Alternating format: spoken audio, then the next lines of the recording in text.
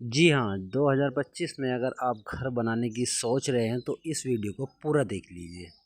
होता क्या है कि आप लोग कंफ्यूज होते हैं, तो उसमें क्या है कि आपका 2025 में जो महंगाई चल रही है उसके हिसाब से आपका जो बजट है वो कम पड़ जाता है। तो उसके हिसाब से आपको ये देखना है कि आपका 2 मंजिल या 3 मंजिल मकान बन रहा है, 2000 या 3000 स्क्वायर फीट अगर आप बना रहे हैं, तो उसमें आपको किस तरीके से पैसे को बचाना है और काम को अच्छा किस तरीके से कराना है। तो इस वीडियो को पूरा देखें ताकि आपको दूसरा वीडियो देखने की ज़रूरत ना पड़े, और इसमें आपको पूरा सॉल्यूशन के साथ बताया जाएगा कि 2 से 3 लाख रुपए आप एक वीडियो के माध्यम से बताए गए तरीके पर किस तरह अपने मकान में बचा सकते हैं। तो शुरू करते हैं। तो सबसे पहले आपको देखना है कि आपका कंस्ट्रक्शन किस तरीके का है। अगर इस तरीके का आपका कंस्ट्रक्शन है तो इसमें आपको डबल एसी ब्लॉक लगा देना है, जैसे कि एक मशीन से बना हुआ है फ्लाई एस, तो फ्लाई एस भी आप लगा सकते हैं। तो उसमें आपको दोनों ऑप्शन मिल जाते हैं, नॉर्मल ईंट के मुकाबले फ्लाई एस और एसी ब्लॉक दोनों ही। डबल एसी ब्लॉक जो आता है उसमें आपको दीवार की जगह पर यूज़ करना होता है, उसमें आपका कम खर्च आएगा। और उसके साथ साथ आपको ये भी ध्यान रखना है कि आपका जो फाउंडेशन स्ट्रक्चर बन रहा है तो उसको क्या करना है कि आपको किसी स्ट्रक्चर इंजीनियर से उसका पूरा प्लान बनवा लेना है, जिससे आपका फ्रेम स्ट्रक्चर भी मजबूत हो जाए और स्ट्रक्चर बनाने के साथ साथ जो इंजीनियर को पैसे दिए गए हैं वो भी वसूल हो जाए। और उसके हिसाब से अगर आप काम करते हो तो उसमें क्या होता है कि आपका ज़्यादा से ज़्यादा रुपया बचेगा। और उसमें आप अगर 2000 स्क्वायर फीट मकान बना रहे हैं तो मिनिमम आपका 1 लाख रुपया बच जाएगा।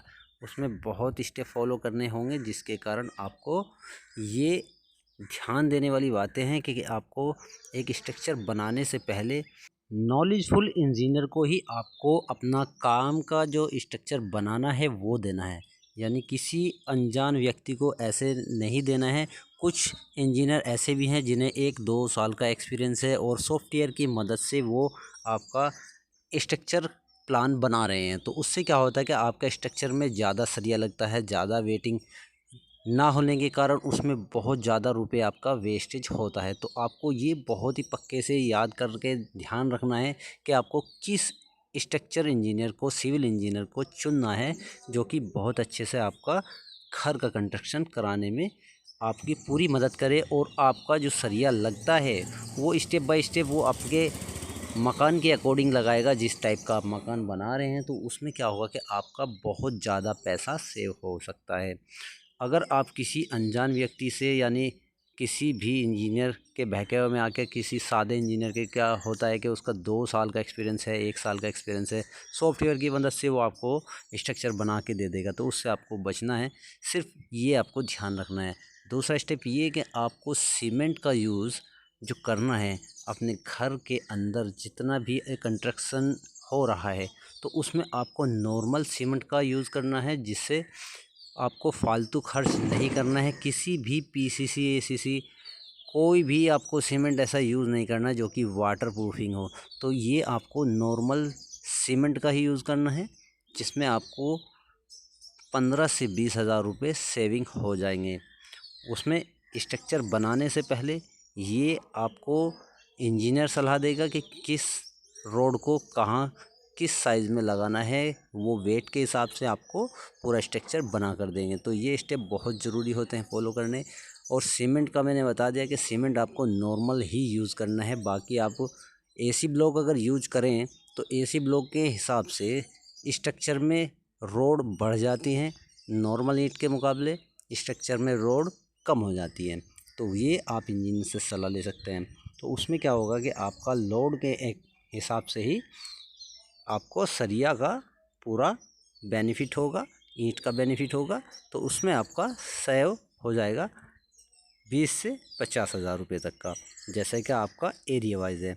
उसके बाद बात करते हैं कि अगर आपका 2000 स्क्वायर फीट है तो आप मैक्सिमम उसको 1000 या 1500 स्क्वायर फीट ही बनाइए, ताकि आपको 500 स्क्वायर फीट का एक्स्ट्रा खर्च जो होता है वो बच जाए।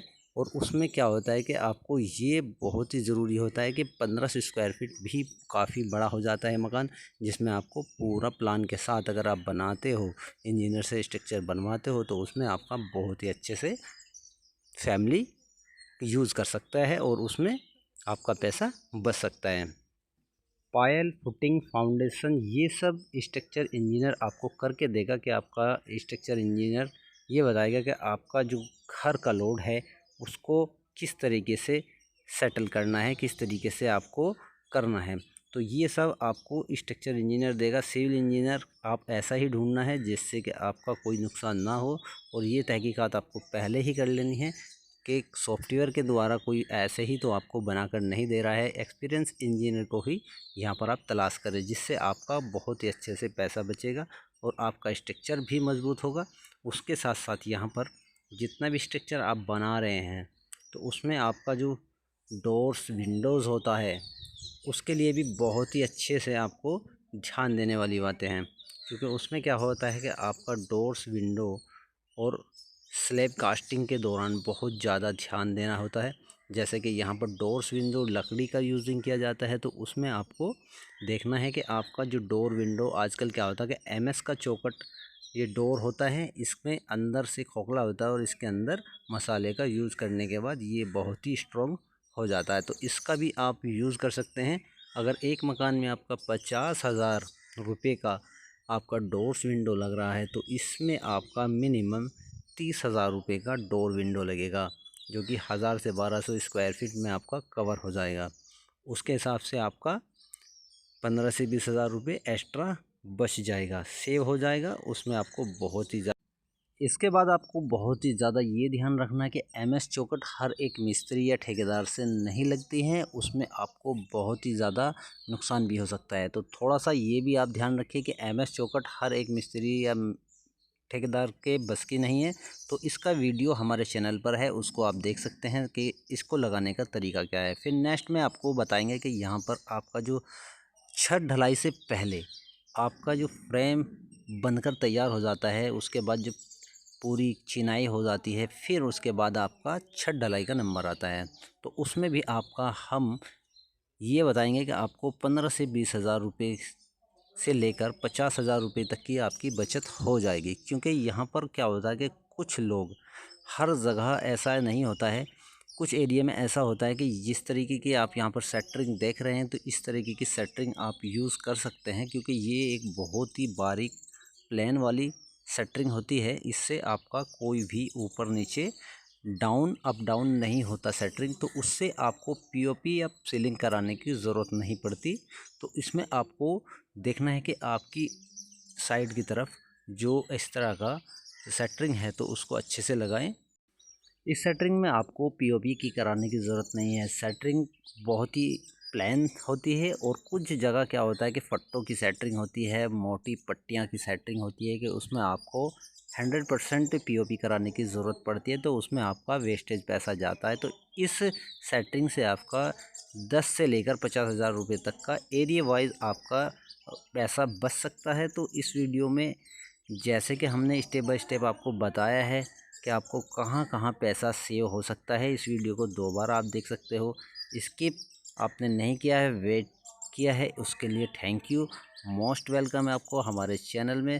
तो मिलते हैं नेक्स्ट वीडियो में, तब तक के लिए बाय।